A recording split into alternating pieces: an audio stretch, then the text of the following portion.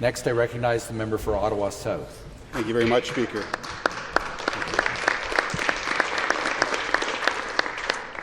It's an honour today to rise to pay tribute to the Right Honourable Brian Mulroney, Canada's 18th Prime Minister.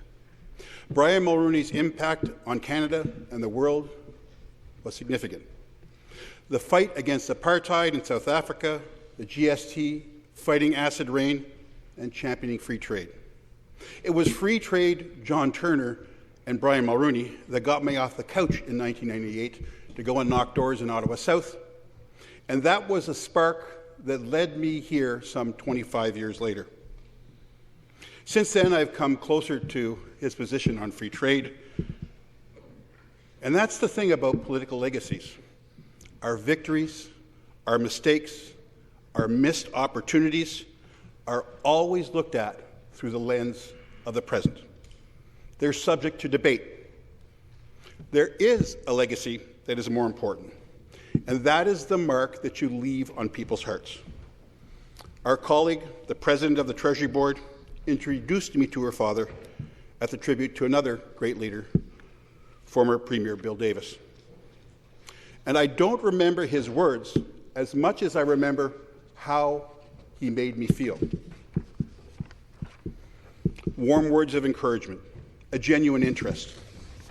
And after that conversation, I thought to myself, I understand why Brian Mulroney is so special. But it wasn't until reading the tributes that poured in after his death that I realized his lasting legacy. There was a recurring theme. He was always the first to call. A colleague, a political rival who had suffered a defeat, a victory, a personal loss, or was just having a hard time. And he took time with them. He left an impression on everyone he met. Not only was he a friend to many, most importantly, he was a dad, a granddad, a husband, and a son. And in closing, I'd like to use some of Brian Mulroney's own words to pay tribute to him.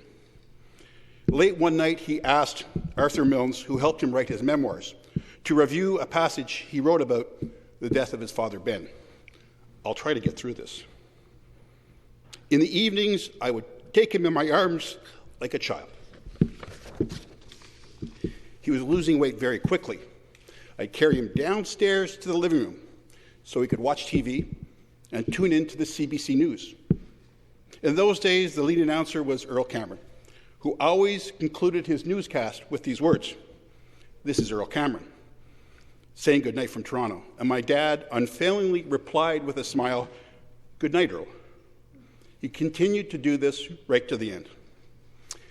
To the Mulroney family, I'm sure that your father is in his dad's arms right now. Thank you.